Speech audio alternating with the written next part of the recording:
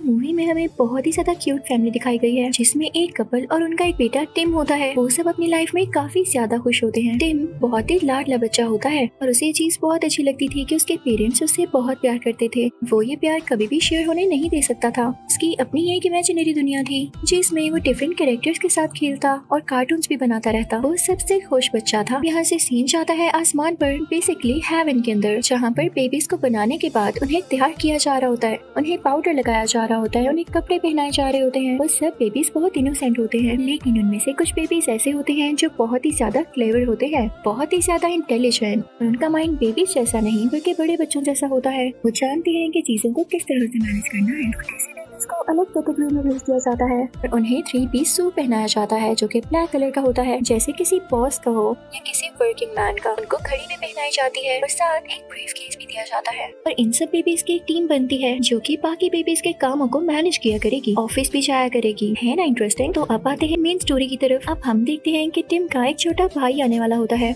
जिसके लिए उसके पेरेंट्स तो काफी खुश होते हैं। अब टिम अपने घर के बाहर खड़ा होता है तो वो देखता है कि उसका बेबी ब्रदर एक टैक्सी से उतरा है। उसने 3 पीस सूट पहना हुआ है और वो बड़ों की तरह चल रहा है। वो अंदर जाता है तो देखता है कि उसके पेरेंट्स ने उसके बेबी ब्रदर को गोद में उठाया हुआ है, उसको छोटा सा बेबी समझते हुए ही। वो टिम को बताते हैं कि ये तुम्हारा छोटा भाई है और हमारे साथ ही रहेगा। कितना क्यूट है ना ये। लेकिन सच पूछें तो टिम को वो बिल्कुल क्यूट नहीं लग रहा होता, क्योंकि उस बेबी ने आते ही सबको अपने पीछे जो लगा लिया था। पूरे घर में अब उसी की आवाज आती रहती। मामा पापा ने टिम को छोड़कर उस बेबी को टेंशन देना शुरू कर दी, जिससे टिम काफी सैड हो गया। टिम इस बात से काफी उदास हो जाता है कि उसके मामा पापा अब उसे स्टोरी तक नहीं सुनाते और उसे अकेला सोना पड़ता है। उसे अपने छोटे भाई पे काफी गुस्सा आता है, लेकिन वो उसे इग्नोर करता है। एक दिन जब सारे सो रहे होते हैं तो टिम को ऐसी आवाज आती है जैसे किसी का फोन रिंग हो रहा हो। टिम जाकर देखता है तो उसे पता चलता है कि फोन पर उसका छोटा भाई बात कर रहा है। उसकी एज के बच्चे तो ठीक से बोल भी नहीं पाते, पर इसका भाई बात कैसे कर रहा था। टिम को यहाँ पर डाउट होता है कि हो ना हो ये नॉर्मल बेबी तो नहीं है। इसकी ड्रेसिंग भी ऐसे है जैसे कोई बॉस बेबी हो। टिम उसके पास जाता है और कहता है तुम कौन हो, कहाँ से आए हो, तुमने मेरे घर में मेरी जगह ले ली है। तो बॉस बेबी कहता है अरे बच्चे,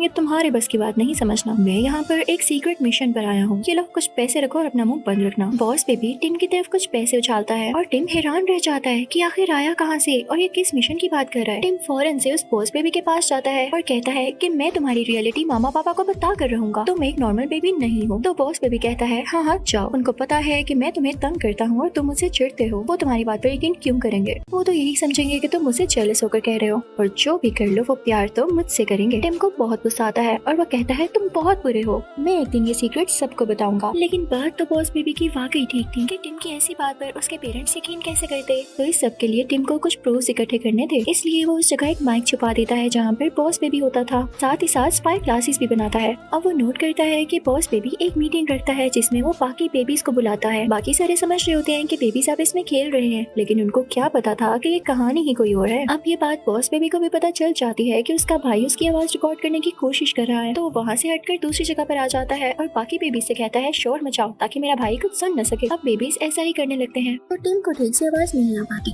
बॉस बेबी अपनी मीटिंग शुरू करता है जिसमें वो बाकी बेबीज को प्रोजेक्टर के थ्रू स्लाइड्स चलाकर बता रहा होता है कि ये देखें ये है डॉग्स यानी पपीज, इन्होंने हमारी जगह ले ली है। इंसान अब इनको ज्यादा प्यार करते हैं जबकि उनको बेबीज को प्यार करना चाहिए। हमें ये चीज रोकनी होगी कि पेरेंट्स किसी भी डॉग या पपी को घर में लेकर आए, बल्कि उन्हें बेबीज को टाइम देना चाहिए। बॉस बेबी बताता है कि पपी कंपनी है, हमें उसको जाकर रोकना होगा। अब ये सारी बातें टिम एक वीडियो रिकॉर्डर में रिकॉर्ड कर लेता है। जब उसकी टेप तैयार होती है तो टिम काफी खुश होता है और खुशी खुशी जाकर अपने पेरेंट्स को दिखाने वाला होता है, लेकिन सारे बेबीज उसे रोक देते हैं। भागते भागते वो सब घरों में पहुंच जाते हैं। टिम आगे आगे होता है, उसके हाथ में वो टेप होती है, उसके पीछे सारे बेबीज होते हैं जिन्हें देखकर टिम के पेरेंट्स काफी खुश हो रहे होते हैं कि चलो शुक्र है हमारे बच्चे आप इसमें खेल रहे हैं। टेप का पीछा करते करते बॉस बेबी गिरने लगता है, लेकिन उससे पहले ही वो टेप गिर जाती है और वो टूट जाती है। यानी अब टिम उस बॉस बेबी के अगेंस्ट कोई प्रूफ नहीं दे सकता था। तभी वहाँ पर टिम के पेरेंट्स आते हैं, वो बेबी को उठा लेते हैं और इस वजह से टिम को काफी डांट पड़ती है कि तुम्हें जरा ख्याल नहीं कि तुम्हारा बेबी ब्रदर कितना छोटा है, तुम उसका ख्याल तक नहीं रखते हो बल्कि उससे लड़ते रहते हो। ये आइंदा की बात तुम बाहर खेलने नहीं जाओगे। और यहाँ पर बॉस बेबी काफी मासूम बन जाता है। अब टिम अपने रूम में ही रहने लगा था। उसको ऐसे लगता था जैसे वो किसी जेल में कैद है और वहाँ पर वो बस अपने दिन काट रहा है। वो काफी अकेला फील करता था। फिर से वो अपनी इमेजिनेशन में एक टॉय से बातें करने लगता है। भी वहाँ पर वो बॉस बेबी आ जाता है। वो टिम की ट्रेन पर बैठकर पूरे रूम में घूमने लगता है और टिम से कहता है यार मुझे तुम्हारे लिए काफी बुरा लग रहा है, लेकिन देखो अगर तुम मुझे तंग न करते तो ये भी ना होता। तो टिम कहता है मुझे समझ नहीं आ रही तुम कौन हो। तो बॉस बेबी बेबी कहता है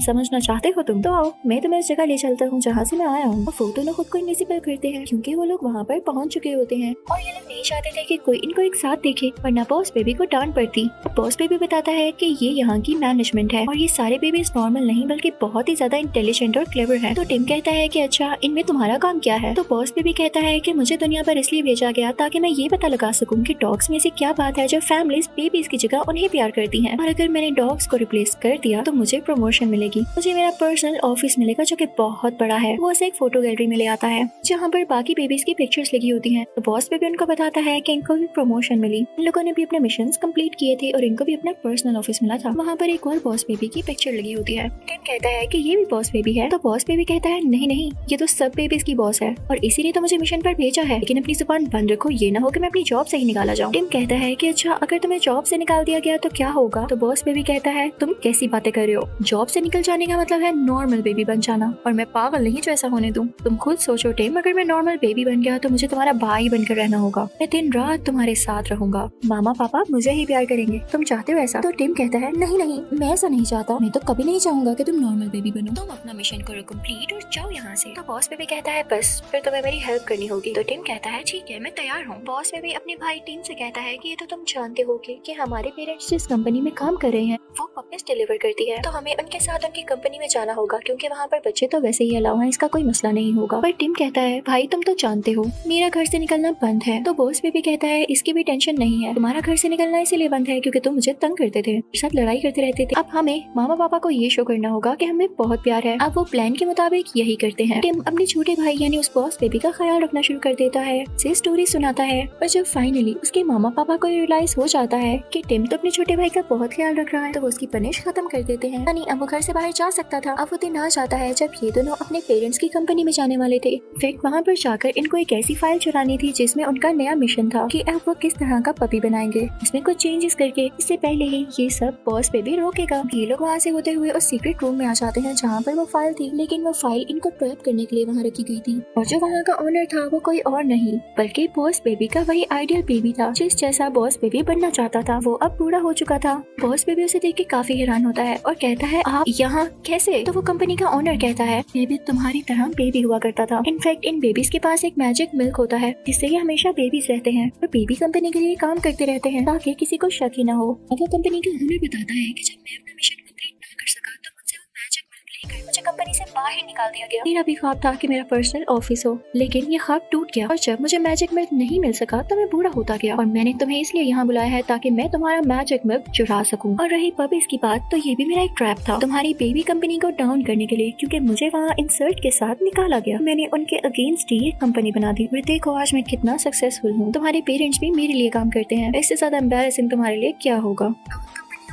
बताता है कि मैं उस बेबी कंपनी में जाऊंगा, साथ ही साथ तुम्हारे पेरेंट्स को भी मार दूंगा। तो टिम कहते हैं नहीं मेरे पेरेंट्स को तुम नहीं मारोगे। तो बॉस बेबी ये सोच रहा होता है कि अगर उसकी कंपनी खत्म हो गई तो उसको प्रमोशन कैसे मिलेगी। तो दोनों डिसाइड करते हैं कि ये अपने पेरेंट्स को बचाएंगे और उस कंपनी को भी, ताकि बॉस बेबी वापस जा सके। ये लोग यहाँ से चले जाते हैं, लेकिन इन पर नजर रखने के लिए उस कंपनी ओनर ने अपने भाई को फीमेल ड्रेसिंग देकर बेबी सिटर बनाकर इनके पास भेज दिया था, लेकिन ये लोग उस पर नकली वॉमिटिंग करते हैं। उसको धोखा देके बाकी बेबीज की हेल्प के साथ वहाँ से बाहर निकल आते हैं, लेकिन अब देर हो रही थी क्योंकि इनके पेरेंट्स वहाँ पर जा रहे थे जहाँ पर कंपनी का ओनर उन्हें भेजकर मारना चाहता था। जब टिम और उसके छोटे भाई साइकिल पर एयरपोर्ट तक जाने की कोशिश करते हैं और बाकी बेबीज उस फेक बेबी सिटर को कंट्रोल कर रहे होते हैं। जैसे ये लोग एयरपोर्ट पहुँचते हैं और अपने पेरेंट्स को आवाज देने वाले होते हैं, तभी वो कंपनी ओनर इन्हें देख लेता है और इनके पेरेंट्स को पुश करते हुए जल्दी से एयरप्लेन में बिठा देता है। टिम काफी इमोशनल और सैड हो जाता है और अपने छोटे भाई पर गुस्सा करके कहता है कि सब तुम्हारी गलती है, तुम्हें किसने कहा था कि हमारी लाइफ में आके हमारी लाइफ खराब करो। काश तुम ना आते और आज मेरे पेरेंट्स जिंदा होते। अब वो कंपनी ओनर उनको ले गया और उनको मार देगा, मैं कैसे बचाऊं उनको। वो अपने छोटे भाई यानी बॉस बेबी से नाराज हो जाता है और कुछ टाइम गुजरने के बाद बॉस बेबी उसे मनाता है और कहता है कि हम मिलके वहाँ पर जाएंगे और मामा पापा को बचाएंगे। और वो दोनों मिलकर एयरप्लेन के बाहर जाते हैं और सब लोगों की नजरों से बचते हुए प्लेन के अंदर आ जाते हैं और वहाँ पर कहते हैं कि हम कैप्टन के बेबीज हैं। अब वो लोग फाइनली उस जगह पर पहुँच जाते हैं जहाँ पर उस पपी कंपनी का इवेंट हो रहा था और वहाँ पर आज एक ऐसा पपी लॉन्च होने वाला था जो कि बहुत ही ज्यादा क्यूट होने वाला था। कंपनी का ओनर उस पपी को दिखाता है, वो व्हाइट कलर का बहुत ही क्यूट पपी होता है और जैसे ही सारे लोग उसको देखते हैं तो अपने बेबीज को छोड़ के उस पपी के पास आ जाते हैं और यही तो वो कंपनी ओनर चाहता था। इसे बेच टिम के पेरेंट्स टिम को और उसके छोटे भाई को यानी अपने छोटे बेबी को देख लेते हैं। टिम जानता था कि उसके पेरेंट्स को जल्दी मारने वाला है।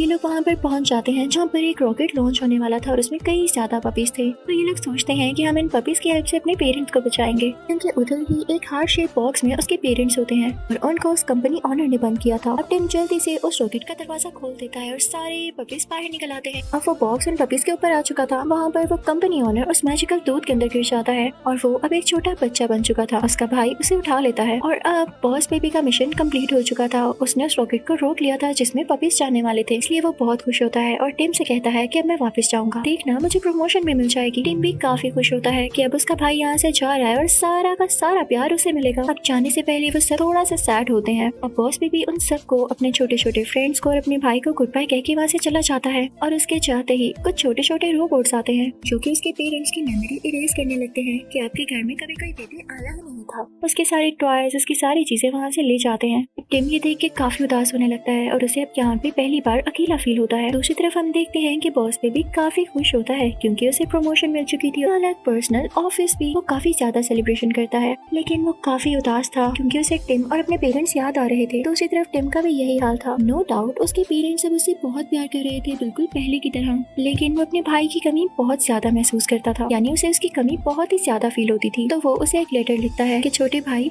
वापिस आ जाओ, हम दोनों मिल के रहेंगे, एक साथ बड़े होंगे। और जब बॉस बेबी ये लेटर पढ़ता है तो वो इमोशनल हो जाता है क्योंकि जब उसे प्रमोशन मिली तो उसके साथ खेलने वाला कोई भी नहीं था। वो हर वक्त काम में बिजी रहता और उसकी लाइफ काफी बोरिंग हो चुकी थी। तो वो भी प्रेफर करता है टिम का छोटा भाई बनना। और फिर हम देखते हैं कि वो नॉर्मल बेबीज की लाइन में चला जाता है और फाइनली टिम के पेरेंट्स के घर आ जाता है। टिम फौरन से जाता है और ये देख के काफी खुश होता है कि उसका छोटा भाई वापिस आ गया है। अब मूवी के लास्ट सीन में हम देखते हैं कि टिम काफी बड़ा हो चुका होता है। ये जो मूवी हमने देखी वो इसकी स्टोरी अपनी बेटी को सुना रहा होता है। तभी वहाँ पर एक आदमी आता है जिसने 3 पीस सूट पहना होता है। तो टिम अपनी बेटी को बताता है कि ये तुम्हारे अंकल यानी चाचू हैं और ये वही बॉस बेबी होता है। पर तभी वहाँ पर एक और बेबी पैदा होता है जो कि उसकी बहना होती है। वो भी नॉर्मल नहीं बल्कि बॉस बेबी होती है। अब न जाने वो क्या क्या करने वाली थी। इसी के साथ ये मूवी यहीं पर एंड होती है। Thank you for watching.